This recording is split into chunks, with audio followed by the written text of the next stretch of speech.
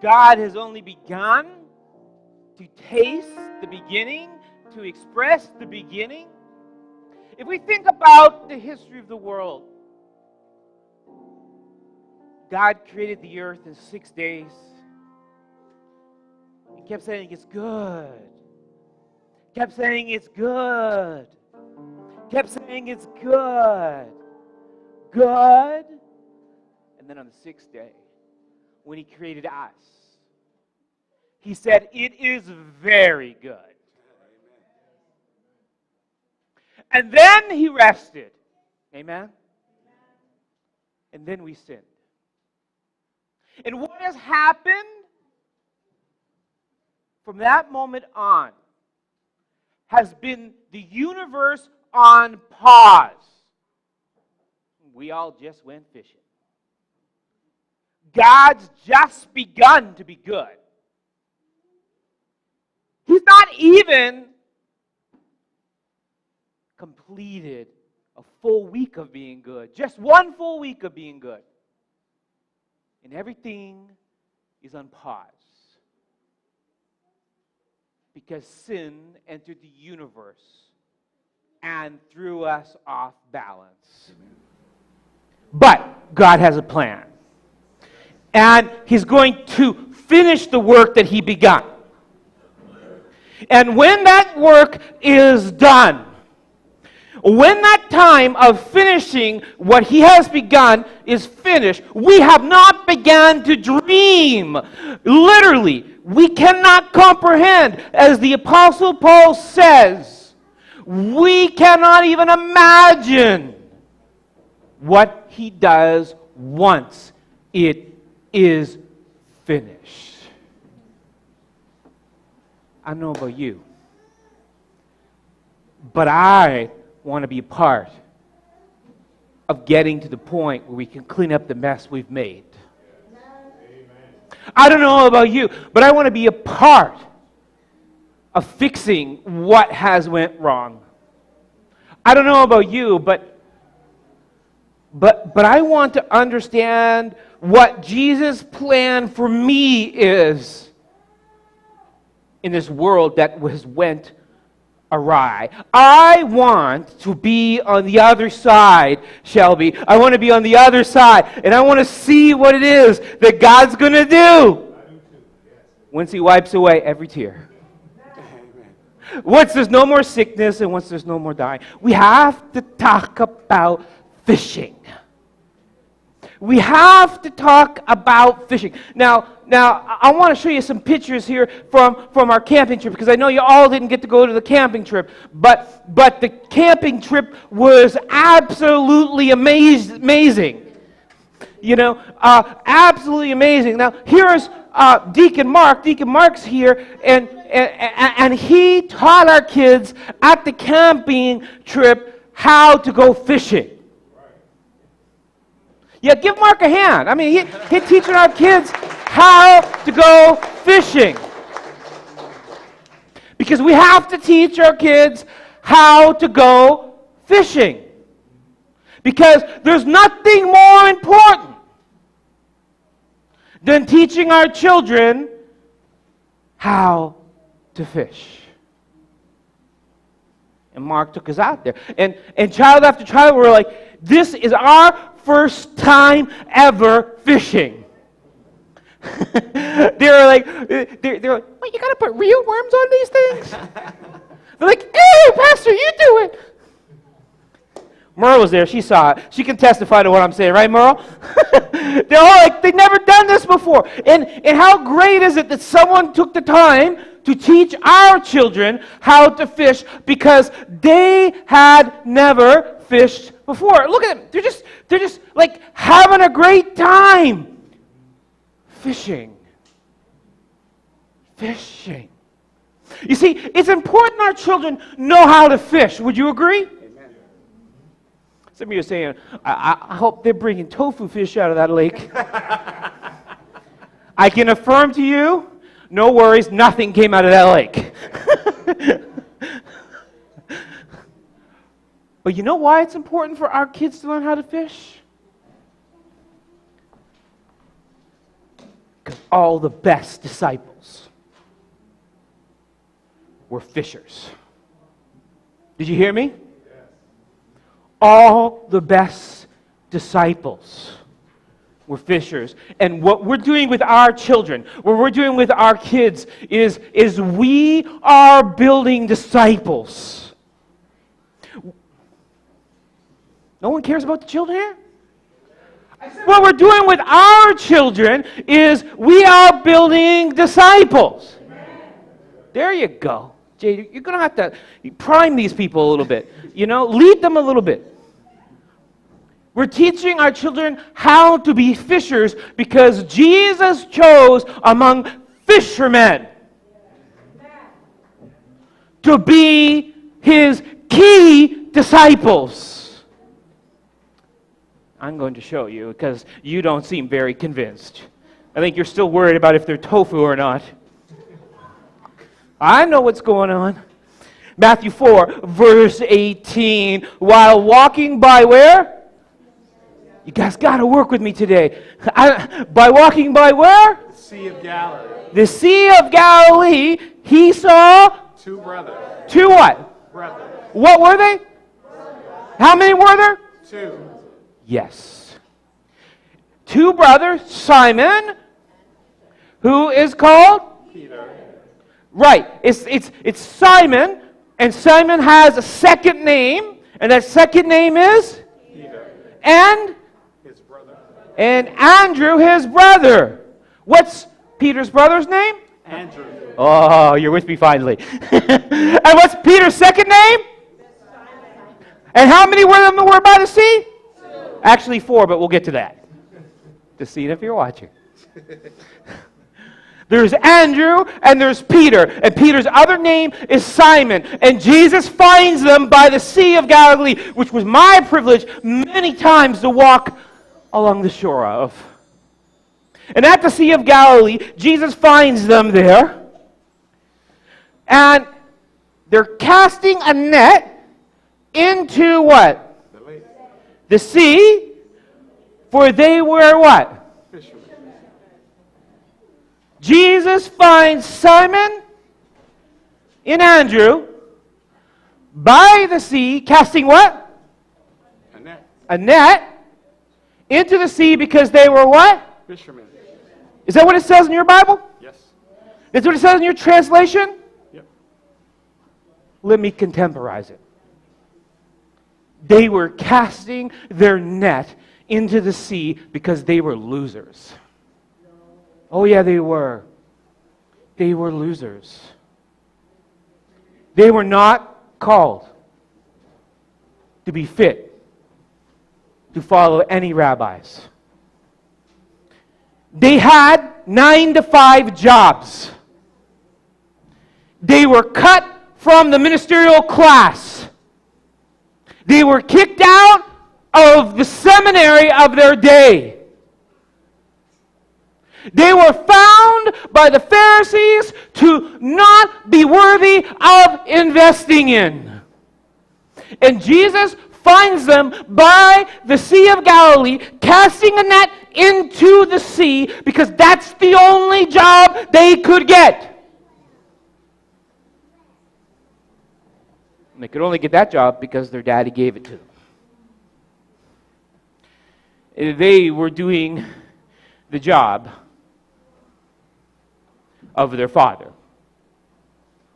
because that's who would hire them. They had went to the rabbinical schools, you see. It's important to understand this for the context. They had went to the rabbinical schools. Every Jewish boy did go to Levitical schools. And I know many of you have covered this in our discipleship course, our discipleship class. But for those of you who haven't, there are basically 3 levels of school in the rabbinical system, okay? And everyone, even, now don't stone me, even the girls went to the first level. The first level, even the girls went to it. It's where they learned to read. And in the first level, what's it called here? Beit Sefer. They learned and they memorized the first 5 books of the Bible. And if you were good enough, you went to the second level, Beit Tamad. You see that there? That would be like our high school or not our elementary school, but like our middle school and high school kind of mixed together. And you memorized the rest of the Old Testament, just this much.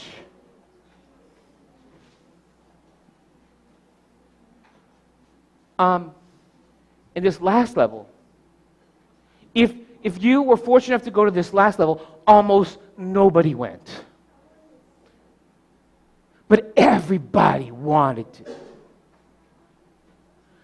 Beit Midrash, the house of learning, the house of understanding. You see, in the first 2 levels, all you're going to do is learn to memorize Moses. Then all you're going to do is learn to memorize the prophets. But no one is going to tell you what they mean.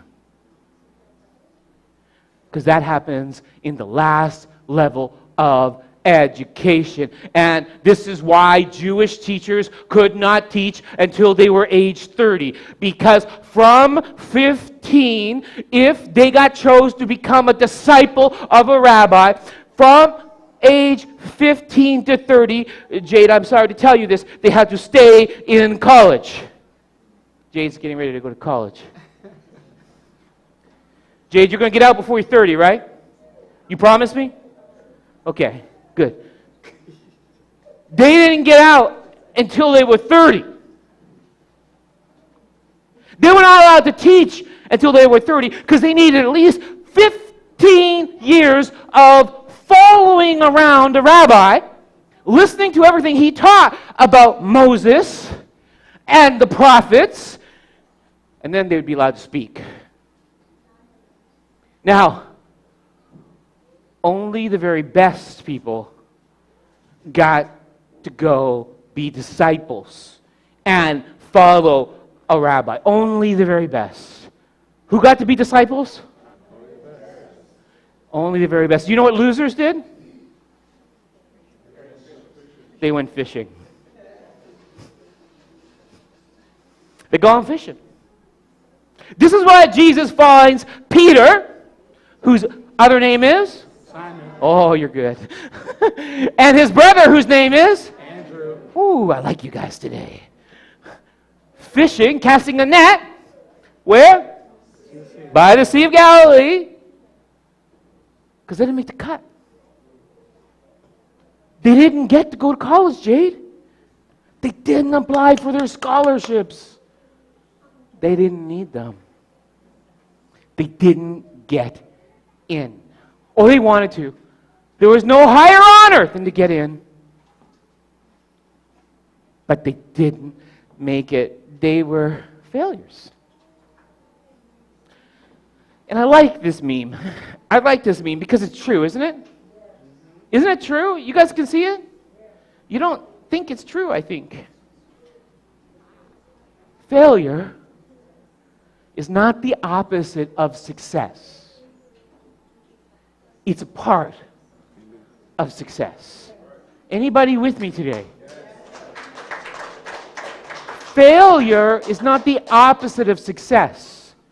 It's a part of success. That's why I have no problem with saying the disciples were failures. I have no problem with saying that they were losers. Because you know what? There will be no winners who are not losers.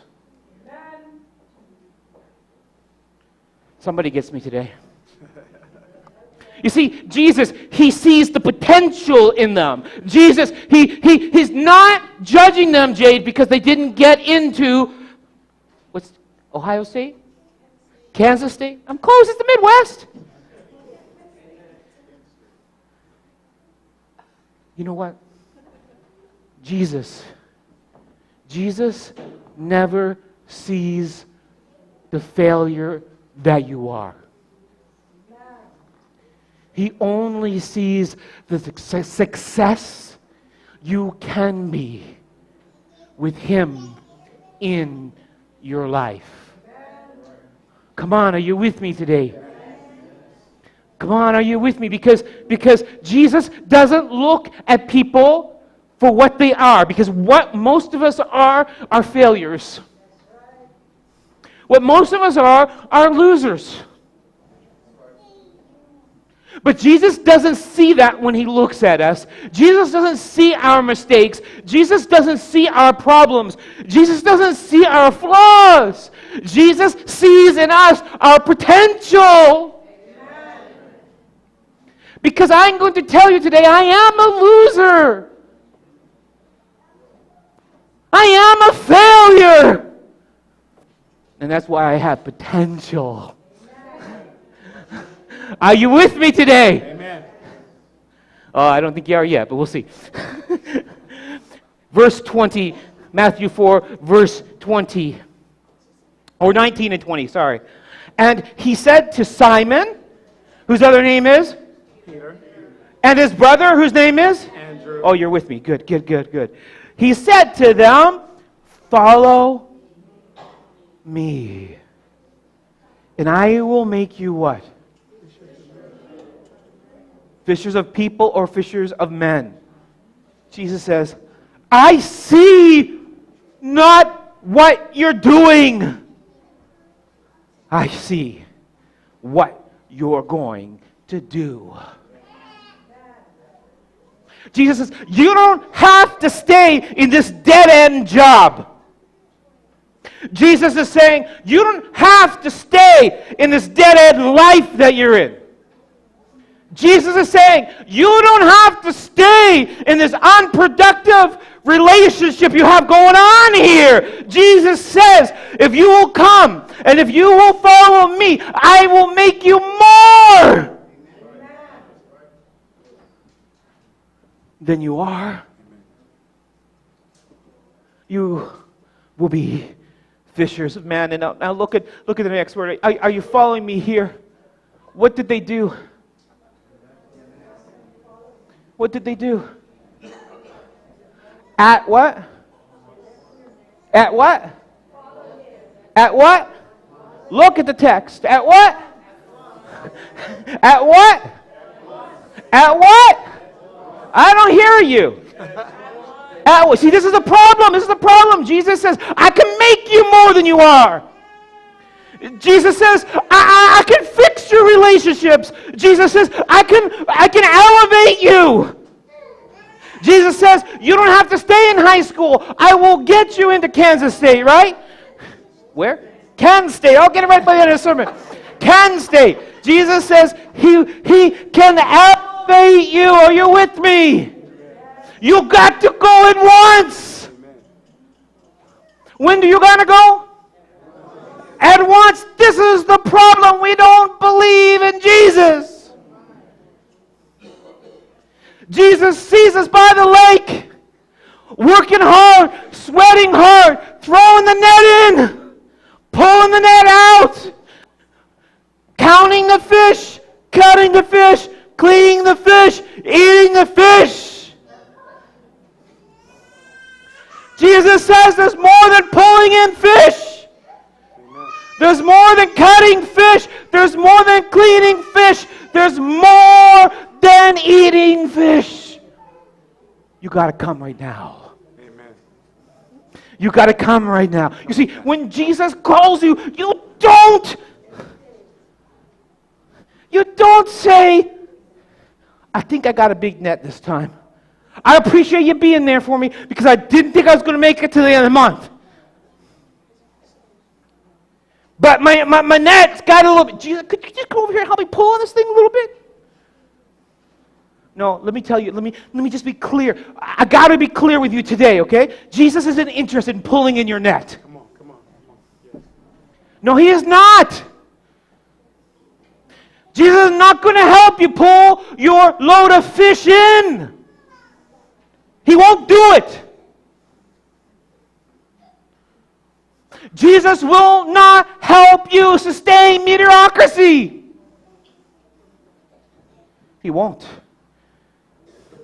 He's calling you to higher ground. He's calling you to higher mission. You got to go.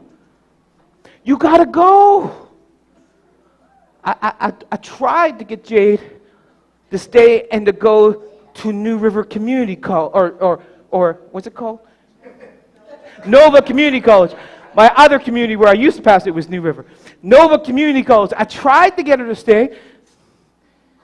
She's like, Pastor, don't try to help me pull in that net. Don't help me try to pull that net in. Jesus is calling me someplace better. Right? Amen. Right? Yeah. Jade's learning a little late in her career here not to sit in the front. Listen, at once. If Jesus is calling you something, if Jesus is trying to elevate you, if Jesus is trying to build you into more than you are, do not get comfortable cleaning out the guts of fish. Amen. It's stinky business. At once, they what? They what? They left. And they did what? And they followed him. Now, come on with me to the, at once, come on with me to verse 21. And going on from where? There to what? Two other brothers. How many brothers we got now? 2 sets of 2. Because they're not all brothers. Well, they are brothers in Christ eventually. Going from Simon. Going from Andrew. At once they left, they follow Jesus, and they find 2 other brothers. James, the son of who? Zebedee. And John, who do you think his father is? Oh, you're good. You're good. Right? And going from there, they saw 2 other brothers, James, the son of Zebedee, and John, his brother. Where did they see them? Oh, man, come on. In a boat? You know what this means?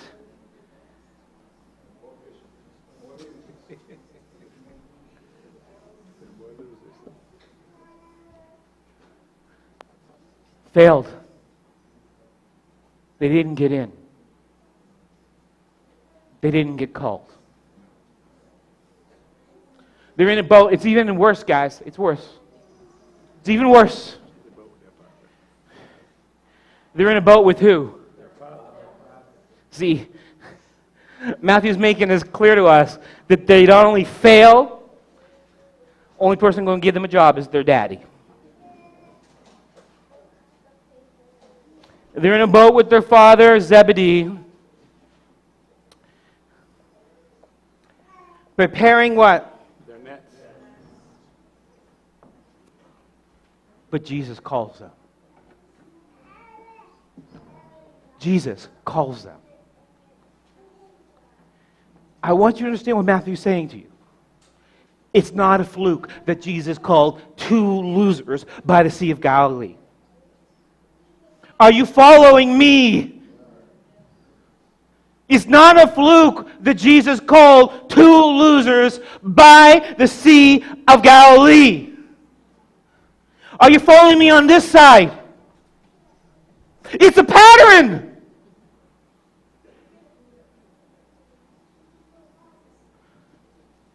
It's a pattern. It's what Jesus does.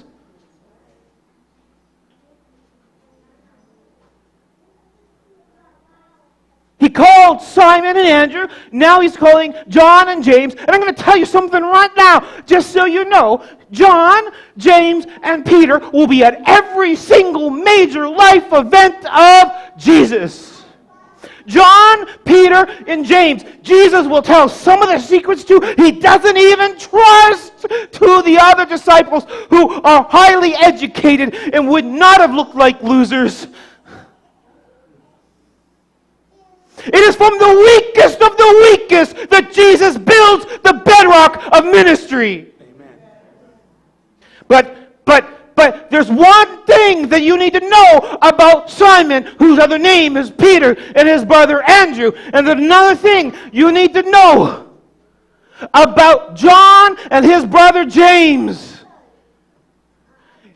As utter failures as they were working in their dad's profession, all four of them have this in common. When Jesus calls, immediately they leave and follow him. At once! Immediately. They left the boat. Are you seeing it? Yes. They left the boat. Are you hearing it? Some of us stay in the loser category because we won't leave the boat. The boat's rocky. The boat leaks. The boat's not dependable.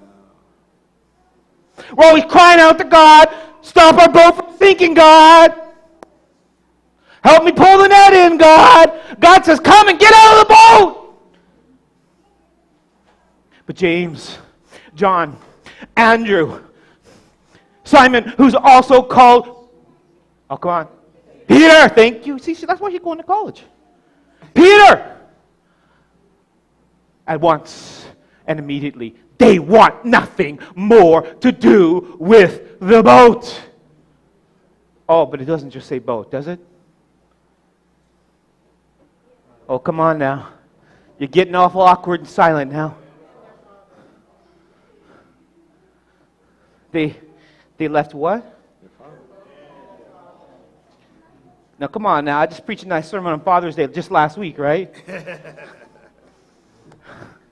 I said fathers are good, didn't I? Amen. I even said Jesus kept Father's Day, didn't I? Yep. But good fathers want their kids to move on. Good fathers love their children enough to want them see their own success. Are you with me? Come on, it's the women that are louder than the men, and I'm worried.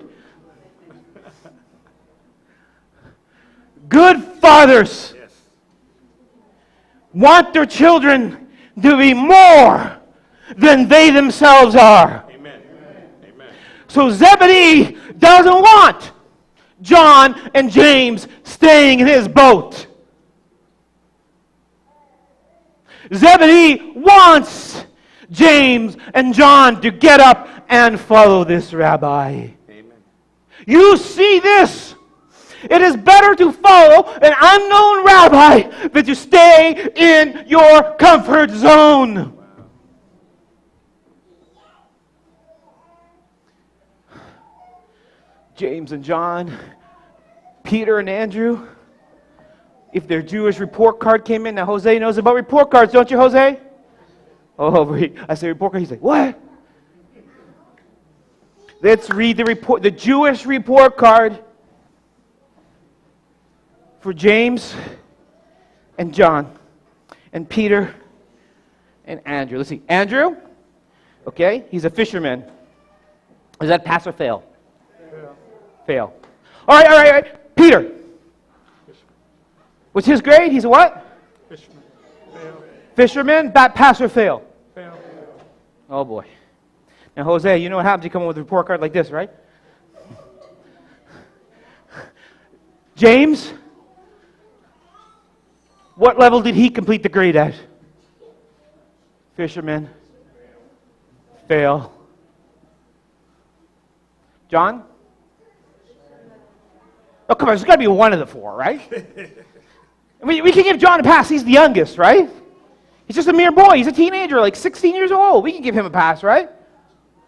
He may not have even auditioned for the rabbis yet. Maybe he's still in the second level, right? No, because he's with who? His daddy doing what? Fishing! What's his grade? Fail. Oh boy. Oh. What about their discipleship report card? See, Jesus takes losers and makes them winners. Andrew, he's no longer a fisherman. What is he? A fisher of men. Come on, say it. He's no longer a fisherman. What is he? A fisher of men. Peter, he's no longer a fisherman. What is he? A fisher of men. James, he's no longer a fisherman. What is he? A fisher of men. John, the youngest, he's got every excuse. He's not there yet. He's got to develop a little bit more. He's no longer a fisherman. He's what? Fisher of men. What's their grade? A plus. You see, with Jesus, you go from being fishermen to being fisher of men. Because Jesus takes a loser, Jesus takes a failure, and Jesus says, I'm not done yet. Is Jesus done with you? The only thing that matters to determine if Jesus is done with you or not is the same biblical thing that we saw James and John, Simon and Andrew. You got to be willing to be moved. You got to be willing to be changed. You've got to be willing to follow him when? At once, immediately. Jesus is a collector of losers. Now I want you to listen carefully. Jesus is a collector of losers. Some people collect comics. I collect comics. Some people collect stamps. I collect stamps. Some people collect license plates. Not my thing. Jesus collects losers. Here's the thing. Here's the thing. Here's the thing. It's why Paul says the gospel is offensive. It's why Paul says the gospel is a stumbling block. It's why Paul says the gospel, listen to this, Paul says the gospel is foolishness to those who are perishing. Because unless you know you're a loser, it means you've never been called. Because Jesus only calls losers. Jesus only calls failures. Jesus only calls messes. He only calls the sick and the weak. Because in changing them, in building them, in dying for them, He makes them champions. He makes them rulers. He promises that they will sit on the throne in heaven with Him and His Father. I got no shame in failing. I got no shame in not being perfect. I'm immensely worried for Christians who want to appear perfected.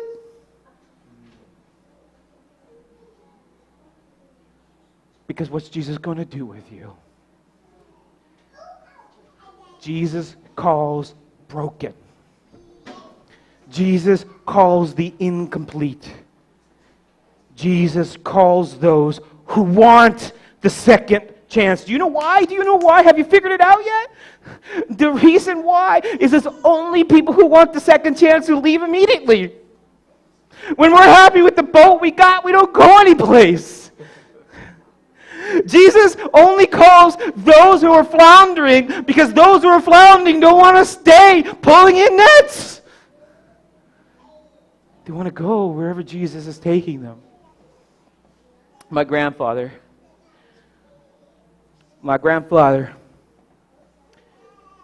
was adopted. This is my grandfather. Can you see the resemblance? This is my grandfather. Jose, this is your grandpa's daddy. He was adopted. And he doesn't know why. Or he didn't know why. He's deceased now. All he knew is that his family didn't want him. And he never found out why. And here's the thing. The family who adopted him weren't all that crazy about him either. They weren't all that crazy about him because this happened in the middle of the Depression. The Great Depression in the 1930s, you remember that? Nobody here remembers that. But you know about that, right? And adopting a boy in the middle of the Great Depression meant one more mouth to feed. And Vincent, that was my grandfather's name, always wondered why his mom didn't love him. Both moms. Now, he didn't get any chances in life, so he went immediately into the Navy. And when he got out of the Navy, he went immediately into the Army, which meant he traveled all over the world.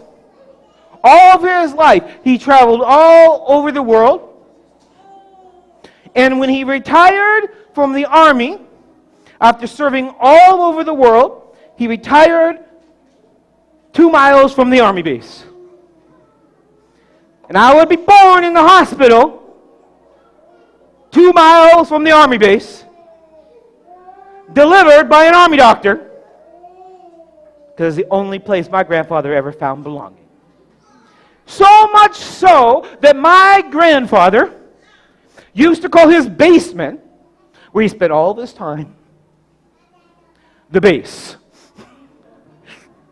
And I'd go over to my grandpa's house on Sundays. At first, early enough to go to church, but then my dad didn't want us to go to church, so then we'd go for lunch. After lunch, my grandpa would say, "Little Vince," because he was Big Vince, I was Little Vince. "Little Vince, I guess it's about time. We go down to the base. What do you think?" I would say, "Grandpa, let's go down to the base." We go down to the base, and he'd get out his stamp collection. He'd start sorting his stamps out, and he'd say, "What do you think this stamp's worth, Vince? Little Vince?" I would say, "Well, let me get the book. We got a price guide here, Grandpa. What country is this from? Whose picture's on it?" He's like, no, you're not going to find in the book the worth of a stamp. I'm like, "Yeah, that's how you catalog them, Grandpa. You go. It says right here on the cover, Grandpa. It says what stamps are worth." Say, "Oh, no, don't believe we did yet." "What's a stamp worth, Vince?" I'd say, "I don't know what it says on the front. 5 cents? Oh, no. Much more than 5 cents. I'm like, "It's used." He's like, "Yeah, that only makes it worth more." And I go, "I don't know." He'd say, "Let me tell you something about stamps. The most expensive Canadian stamp you'll ever find. If you ever find one in all my stamps, you got to let me know right away." I'm like, "What's that?" He's like, "The St. Lawrence C stamp is the most expensive Canadian stamp." I'm like, "I saw 5 of them in here." He's like, "Oh, yeah, they're only worth $20. They got to be printed upside down. The ones that were printed upside down, they only made about 500 of them." Vince, it's the imperfect stamps that are worth the most to collectors. I got a drawer full of St. Lawrence C stamps, Vince. They're all right side up. The upside down ones, that are printed the wrong way on the paper are worth the most. So he said, what's the value of a stamp, Vince? I don't know. It depends how messed up it is, Grandpa. No. It only depends on one thing. What someone's willing to pay for it. The value of anything collected is determined by the collector.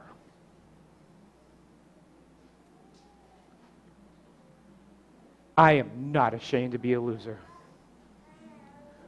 or a failure, because my value doesn't come from my merit. My value doesn't come from even how well I pastor this church or don't. My value doesn't come from the many academic degrees I got, and I got many, but that's not my value. My value comes from what Jesus was willing to pay for me. And if I want to realize my value, I got to go now. If I want to recognize my value, I got to move immediately. If I want to reach my potential, I got to answer the call. I got to stop begging Jesus to help me pull the fish in. And I got to follow his instructions. Marvin sang a song a few minutes ago. He's going to sing it, hear it again. It was the first time we heard it here. It said, God is not done with you. Even with your broken heart, your wounds, and your scars. Even when you're lost and it's hard and you're falling apart. It's not over. It's only just begun. Don't hide. Don't run. Because God's not done. Before Marvin sings, I want to add one more thing to it. What Jesus said. So the last will be first. And the first will be last. And if I'm translating that today, those who think they're winners will be losers. And those who can accept that they're losers, Jesus makes winners. Listen to Marvin sing. Listen to the words. Decide if you're going to respond immediately or just keep asking for help to clean those stinky old fish. Marvin, teach them about collecting.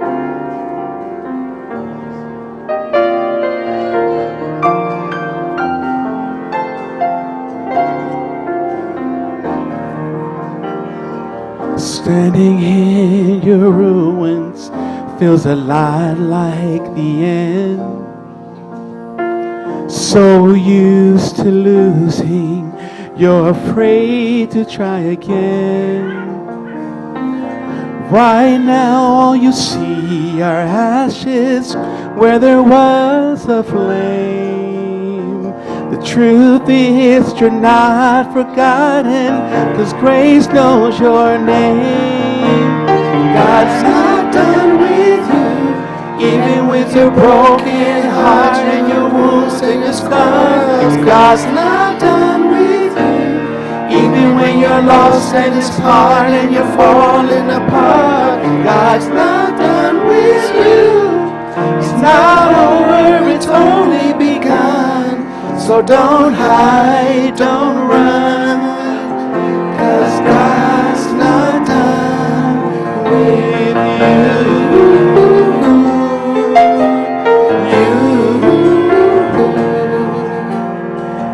There's a light you don't notice until you're standing in the dark. There's strength and growing inside your shattered heart. Oh, God's not done with you. Even when you're broken heart and your wounds and the scars, God's not done with you. Even when you're lost and it's pride and you're falling apart, God's not done with you. It's not over, it's only begun. So don't hide, don't run, 'cause God's not done with you.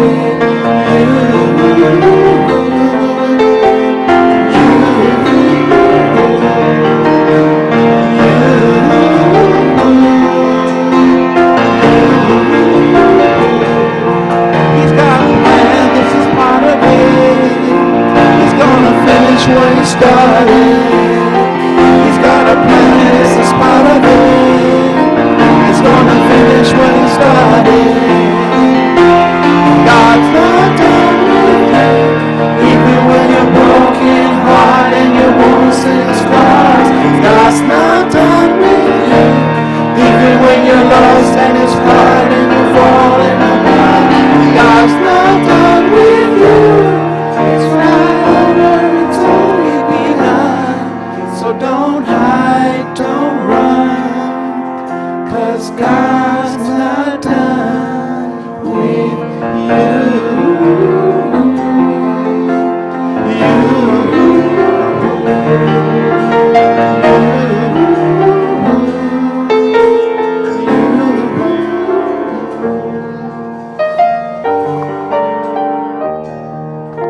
The victory belongs to the weak. The prize belongs to the one carried across the line. You're going to run a race. You're going to run a marathon that you can't finish on your own. You can't finish it on your own because you don't know when it ends. You don't even know when it starts. All you can know is when he says, "Come, follow me." And when you hear him say, "Come, follow me," it's not done. It's only just begun. Some of us are still in the boat after we've been called to be fisher of men. Some of us are still wondering, are we going to catch enough fish this month to pay for the mortgage? Some of us are just saying, I will turn a faithful time, Lord, when you get in this boat and help me deliver. Some of us are saying, I have more time for the church, Lord, if you just take care of the hole in the middle of my boat.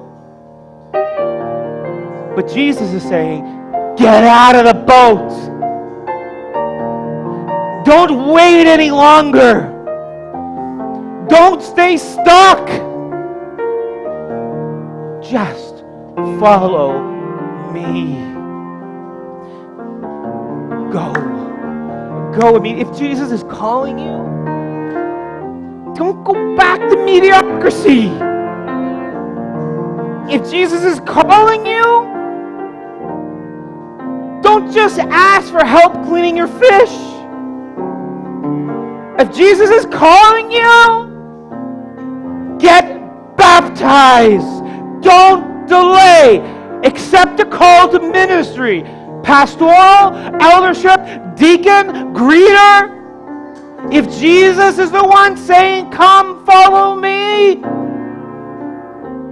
don't just sit in the pew every week. We teach our kids to fish because all good disciples start fishing. But the goal is not fish.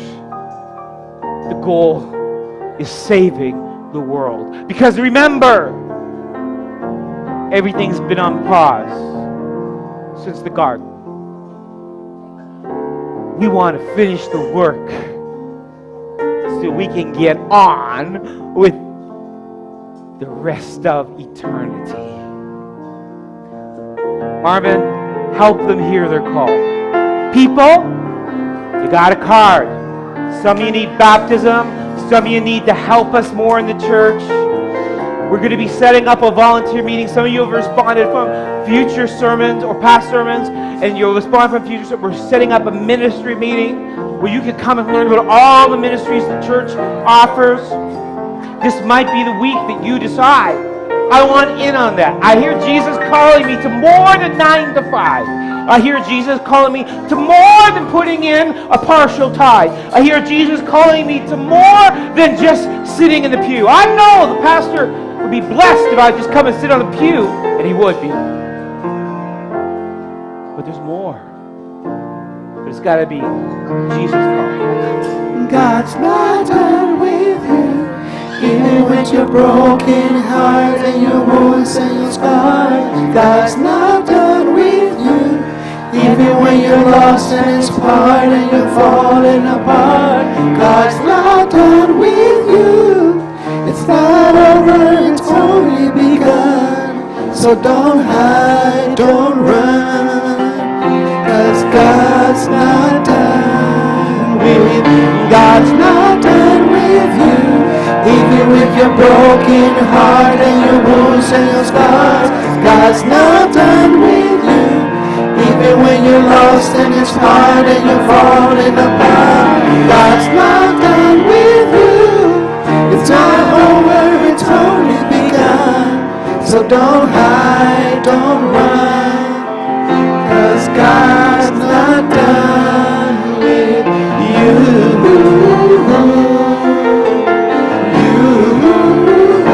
God's not done with you.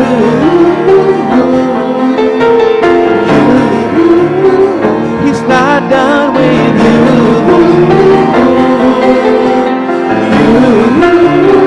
He's not done with you.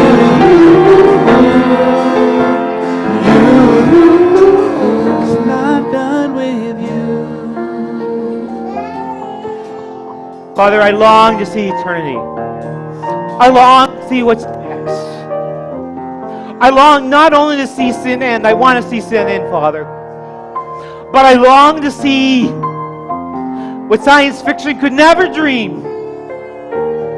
And that's what the universe looks like made perfectly. That's what the rest of eternity will be like. Father, I want to be there. But I got to get out of my boat. Father, the boat is comfortable. I know it's sinking, but it's comfortable. But Father, the boat provides what I need sometimes. Father, help me. Help me to leave my comfort zone. Help me to leave it immediately. Help me to leave it now. Help me to become a fisher of men. Help me to stop passing by lost souls and thinking they're somebody else's problem. Help me, Father, to have a heart like Jesus. In His name, amen. Sing hallelujah, hallelujah.